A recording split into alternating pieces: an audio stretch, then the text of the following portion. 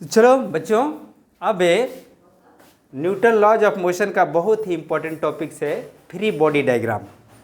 ये direct topics नहीं है, वो इनडायरेक्ट टॉपिक्स है, लेकिन हमारे न्यूमेरिकल के लिए बहुत ही यूजफुल है।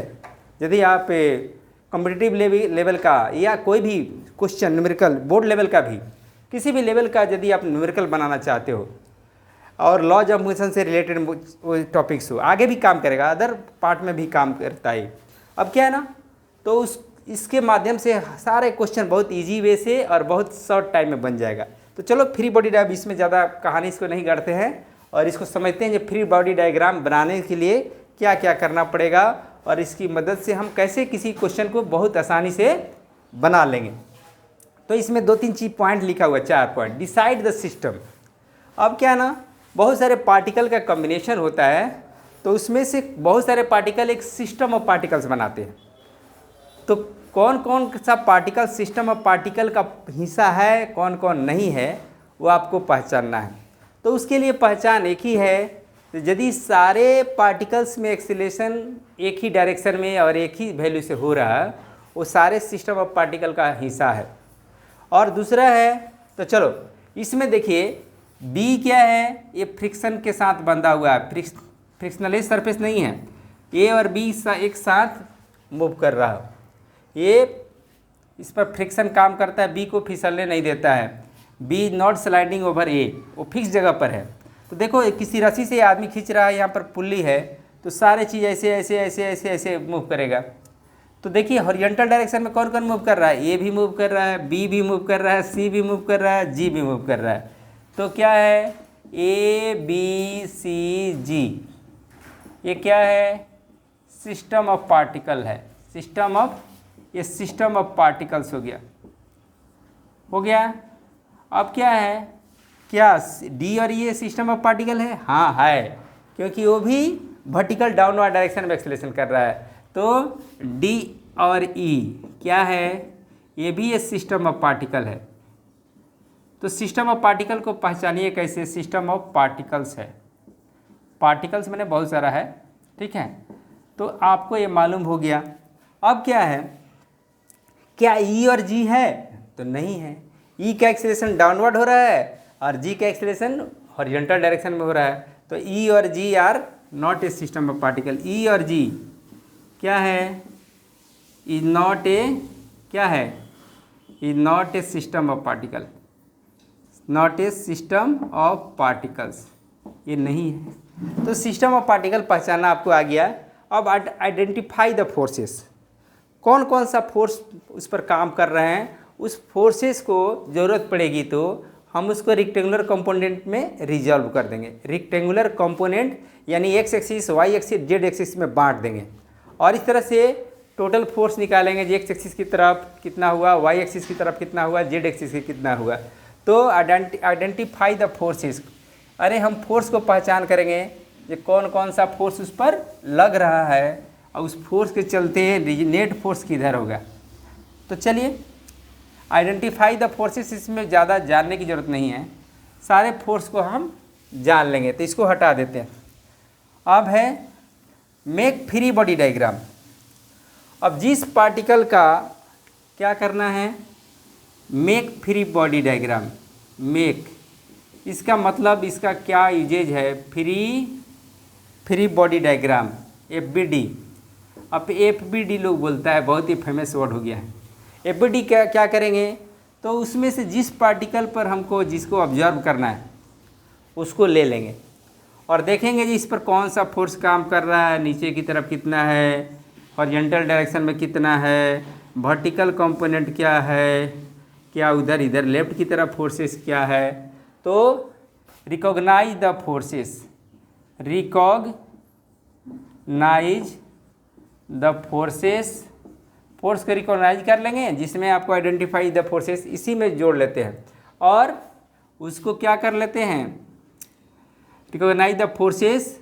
और उसके बाद दूसरा काम करेंगे, जो उस फोर्सेस का हम क्या निकालेंगे, only count the forces acting on it. Acting on it, और ये नहीं जोड़ेंगे जो कौन उस पर फोर्स लगा रहा है। और वी नॉट कंसीडर, एक दो पॉइंट बात है ये समझ लीजिएगा। We not consider the forces acting on it, acting by it, इसके द्वारा कौन कैसा फोर्स लगा वो हमको मालूम नहीं कर रहा है, हम खाली उस पर क्या फोर्स लगा रहा है। उसके बाद हम चौथा पॉइंट क्या है, जो make the equation, we make क्या करेंगे, we make the different equation, जितना इक्वेशन पॉसिबल होगा, और इस इक्वेशन को सॉल्व करेंगे तो नेट फोर्स हमको निकल जाएगा, नेट एक्सीलरेशन निकल जाएगा। और उसके बाद क्या है, we make the different equation with a known, ठीक है। अब पांचवा लिखिए, by solving the equation we calculate a known parameter, और नॉन पैरामीटर को हम क्या कर लेंगे, पैरामीटर को हम निकाल लेंगे। अल्लाह चौथा पॉइंट था, क्या पॉइंट था, ये choose the axes and find the equation, तो इसी में लिख दिया। तो ये फ्री बॉडी डायग्राम के लिए हमारा इतना ही पॉइंट काफ़ी हो गया। अब हम चलिए इस पर कुछ न्यूमेरिकल बनाते हैं ताकि आपका कॉन्सेप्ट क्लियर हो जाए। तो चलो बच्चों, अभी हम लोग फ्री बॉडी डायग्राम के बारे में डिस्कस किया। अब उसी पर बेस्ड क्वेश्चन है, क्वेश्चन नंबर 1 और क्वेश्चन नंबर 2 दोनों एसी वर्मा का बुक से लिया गया क्वेश्चन है। सिंपल क्वेश्चन मैं लेने की कोशिश किया हूँ और इसको समझते हैं। इसमें क्या है ना, एक पुल्ली है और एक बॉडी जिसका मास m1 लिया गया है, इससे कनेक्टेड है पुली से एक रॉप स्ट्रिंग के द्वारा, और m2 यहाँ सस्पेंडेड है। अब क्या है ना, अब दिखाया है ये F फोर्स लग रहा है, इधर कितना फोर्स लगा रहे हैं, F से इसको पुल कर रहे हैं, F फोर्स से इसको पुल कर रहे हैं। तो एक्सीलरेशन m1 कितना होगा, m1 में एक्सीलरेशन कितना होगा, तो m1 क्या होगा ना, ये तो या तो इधर लेफ्ट राइट वार्ड में मूव कर सकता है या लेफ्ट वार्ड में मूव कर सकता है, वो डिपेंड करता है कि राइट वार्ड फोर्स ज़्यादा है कि लेफ्ट वार्ड। अब चलिए, यदि हम मान लेते हैं कि ये लेफ्ट वार्ड मूव करता है तो उस हालत में एक्सीलरेशन लेफ्ट की तरफ मानेंगे, लेकिन हमारा जब आंसर आएगा, लेकिन हम माने हैं उसका उल्टा आएगा, यानी हमारा एजम्पशन क्या है, गलत है, हमने गलत डायरेक्शन चूज किया था, क्योंकि रिजल्टेंट फोर्स इधर नहीं इधर हो रहा था। और यदि हम जिधर मानते हैं वो प्लस में आता है, यानी हमारा एजम्पशन सही था। तो प्लस माइनस से हमारा आंसर गड़बड़ नहीं होगा, हमने समझ लूँगा कि हमने जो डायरेक्शन लिया था वो उल्टा लिया था, इसलिए यहाँ पर जो हम डायरेक्शन लिया उसका उल्टा यहाँ पर आंसर दिखा रहा है, यानी हमको इसके अपोजिट डायरेक्शन लेंगे तो हमको प्लस में आंसर आ जाएगा। तो माइनस प्लस से कोई लेना देना नहीं है। अब ये रस्सी से बांधा हुआ है, स्ट्रिंग से बांधा हुआ है, तो m2 में जो एक्सीलरेशन होगा m1 में भी वही एक्सीलरेशन होगा, ये ऊपर जाएगा तो ये इधर जाएगा। तो हमको m1 का एक्सीलरेशन निकालना है। तो अभी हमने पढ़ा फ्री बॉडी डायग्राम, तो फ्री बॉडी डायग्राम जब बनाएंगे तो क्या करेंगे, अब देखेंगे दो पार्टिकल्स है यहाँ पर m1 और m2, दोनों का फ्री बॉडी डायग्राम बनाता हूँ। तो टेंशन जहाँ कहीं भी होता है ना, तो पॉइंट ऑफ जहाँ पर कनेक्शन होता है उससे दूर होता है, यहाँ पर से इससे दूर होगा। तो T हो गया, ये T हो गया, तो इधर भी T होगा, तो इधर भी T होगा। तो चलिए अब क्या है ना, अब फ्री बॉडी डायग्राम बनाएंगे किसका, FBD ऑफ m2। तो m2 पर कौन कौन सा फोर्स लग रहा है उसको पहचानेंगे और उसका नेट फोर्स निकालेंगे। हमने माना ये इस पर छोटा सा बना देंगे, कोई जोड़ा पॉइंट बनाना होता है। तो मान लिया ये बॉडी है, free body diagram of m2, इस पर नीचे फोर्स क्या करेगा, तो इसका वजन m2g काम करेगा, ऊपर में क्या करेगा, टेंशन काम करेगा। हमने माना कि एक्सीलरेशन किधर हो रहा है, तो राइट से लेफ्ट हो रहा है, यानी इसके लिए अपवर्ड होगा। तो चलिए, तो जब अपवर्ड की तरफ एक्सीलरेशन हम माने हैं तो T2 बड़ा होगा, m2g छोटा होगा। तो इसमें T2 माइनस M2G बड़ा होगा, एक्सीलरेशन कितना हो जाएगा M2A। ये हो गया इक्वेशन 1। अब चलिए अब दूसरा बॉडी का FBD अब किसका बनाएंगे, M1 का बनाएंगे। FBD किसका बनाएंगे, ऑफ M1। तो M1 पर कौन कौन सा फोर्स काम करेगा, इसका वर्टिकल और वर्टिकल डाउनवर्ड फोर्स से कोई लेना देना नहीं है। इसका वेट नीचे और इसका नॉर्मल कंपोनेंट ऊपर, क्योंकि इसको नहीं लेंगे। क्यों, कारण क्या कारण, क्योंकि ना तो बॉडी ऊपर जा रहा है ना तो नीचे आ रहा है। यानी वर्टिकल कंपोनेंट क्या है, बैलेंस में है। जितना अपवर्ड नॉर्मल कंपोनेंट है उतना ही डाउनवर्ड इसका वेट है। तो उस फोर्स से हमको लेना देना नहीं है। हमको राइट वार्ड, लेफ्ट वार्ड और राइट वार्ड फोर्स कितना लग रहा है उसको देखते हैं। तो लेफ्ट वार्ड में लग रहा है F, हमने माना है कि उधर ही एक्सीलरेशन हो रहा है तो F ले लिया। और राइट साइड में क्या है, टेंशन काम कर रहा है तो F ज़्यादा है तो एक्सीलरेशन इधर माने हैं तो हम मानूंगा M1A। हो गया ना। और F2 के F का वैल्यू हमारा दिया हुआ है क्या है, M2G। यहाँ पर M2G बाई 2, यहाँ पर माइनस T, इसको थोड़ा ऊपर लिखता हूँ, इसको यहाँ पर लिखता हूँ, यहाँ पर बनाता हूँ। इस क्वेश्चन को अभी रख देता हूँ। अब FBD किसका बनाऊँगा, तो M1 का बनाऊँगा, M2 का यहाँ बना लिया हूँ। तो ठीक है, यहाँ पर F शामिल नहीं हुआ, इस पर F लग रहा है, इधर ही नेट ज़्यादा माने हैं, इधर ही ज़्यादा फोर्स लग रहा है तो इधर वाला कम लग रहा है, तभी ना एक्सीलरेशन इधर होगा। चलिए F माइनस T आया तो इसमें M1A होगा। F की जगह पर क्या लिखूँगा, M2G बाई 2, क्योंकि हमारा क्वेश्चन में ये दिया हुआ है। T का वैल्यू रहने देता हूँ, M1A रख दिया। इक्वेशन 2 हो गया। अब यदि मैं दोनों को ऐड कर लेता हूँ तो क्या होगा, हमको निकालना क्या है, एक्सेलेरेशन, टेंशन है निकालना है तो हमको फ़ायदा हो जाएगा। तो चलिए adding equation 1 2, adding equation 1 2, equation 1 and 2, तो हमको क्या मिलेगा, इधर मिटा दें थोड़ा सा, ये फिगर अब हमको लेना देना। अच्छा ठीक है, लेना देना है तो इधर बना लेता हूँ, हो सके तो ज़रूरत पड़े। अब क्या है ना, टी कट जाएगा, देखिए चलिए लिख लीजिए, T minus M2G plus M2G by 2 minus T, और इधर वाला जोड़ेंगे तो M2A और उधर वाला M1A, यानी M2 प्लस M1 यहाँ किया तो क्या होगा, थोड़ा किचकिच हो रहा है यहाँ पर, फिर से लिखा। जोड़ना है तो किसी को आगे पाछे जोड़े, कोई दिक्कत होने वाला नहीं है। इसको T माइनस M2G और यहाँ पर प्लस है क्या, आपको M2G by 2 minus T equal to, दोनों को जोड़ेंगे, दोनों फोर्स को जोड़ेंगे तो M2A M1A, तो क्या होगा M2 प्लस M1A आ गया। यहाँ पर इसका वैल्यू हमारा यहाँ आ गया।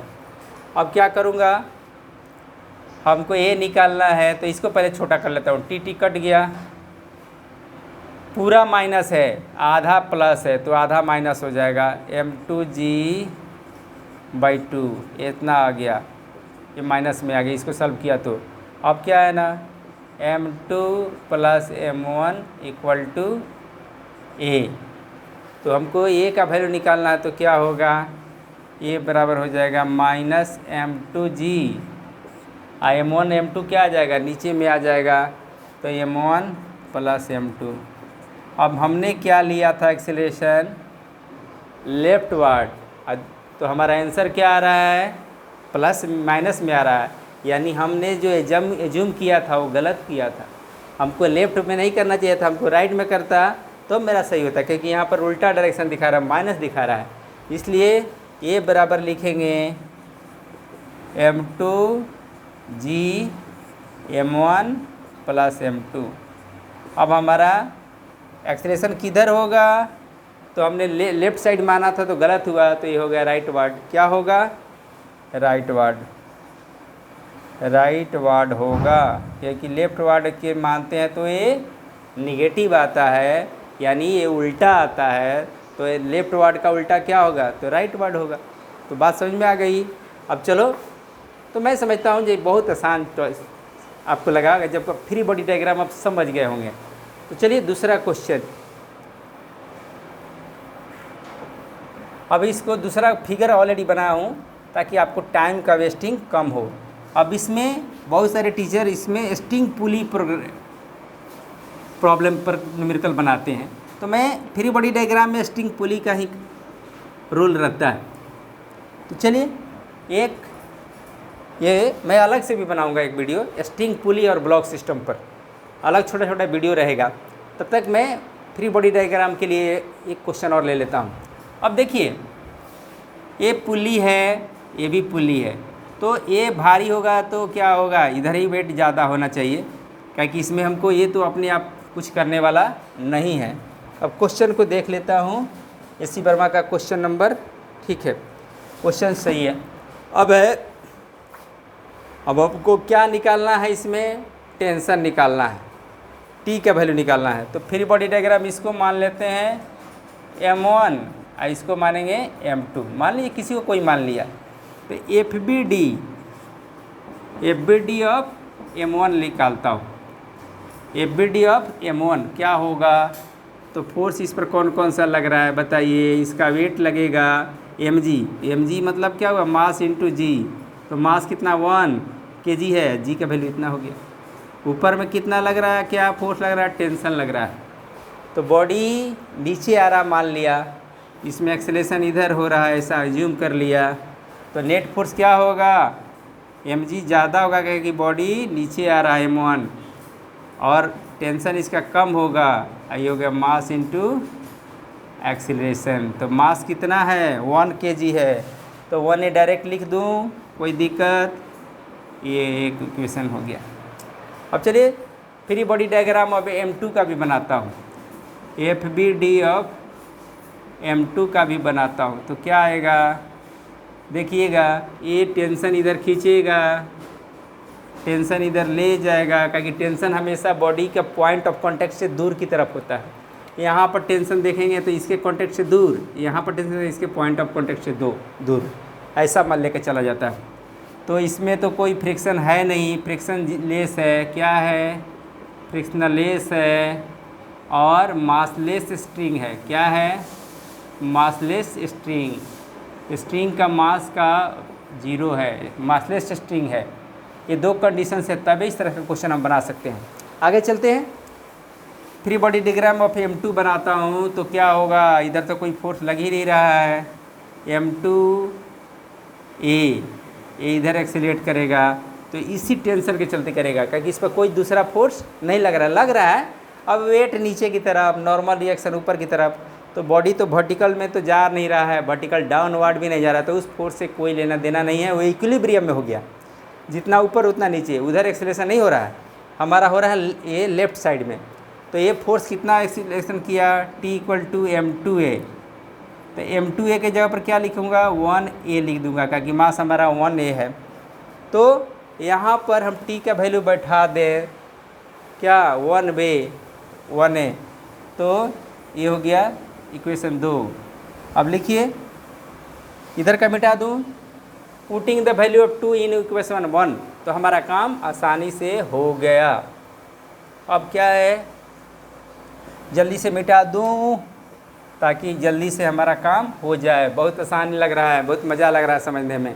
अब क्या है ना, mg - T = 1A, अब T का वैल्यू क्या बैठाऊँगा, 1A, यहाँ पर क्या बैठा दूँ, 1A बैठा दूँ, रिजल्ट क्या बैठा दूँ, 1A, तो 1A इधर जाएगा तो क्या होगा बाबू, प्लस हो जाएगा, तो 1A कितना हो जाएगा, तो बहुत सिंपल, बहुत अच्छा, ये 2A हो गया। कितना आसान लग रहा है ना। A = क्या हो गया, mg/2, mg कहाँ से आ गया, m तो हमारा 1 kg है ना, तो mg क्या के रखा हूँ, क्योंकि दोनों बॉडी का मास तो 1 kg है, 1 kg, तो 1g/2, वो g का वैल्यू कितना होता है, 10 लेना है यहाँ पर। 10/2 तो क्या हो गया 4.5 मीटर पर सेकेंड स्क्वायर। तो एक्सप्रेशन आ गया। टेंशन तो इसमें निकालना नहीं था। तो चलो कितना मज़े से इसको हम लोग समझ दिया। तो चलिए फ्री बॉडी डायग्राम मैं समझता हूँ। ये फ्री बॉडी डायग्राम समझकर आप बहुत सारे क्वेश्चन को बहुत आसानी से बना लोगे। तो चलो मैं समझता हूँ मेरा बताया हुआ, मेरा समझाया हुआ टॉपिक्स आपको अच्छा लगा होगा, समझ में आया होगा। तो मेरे वीडियो को, मेरे चैनल को लाइक कीजिए, सब्सक्राइब कीजिए और दोस्तों में शेयर करके इसका लाभ उठाइए। Thank you.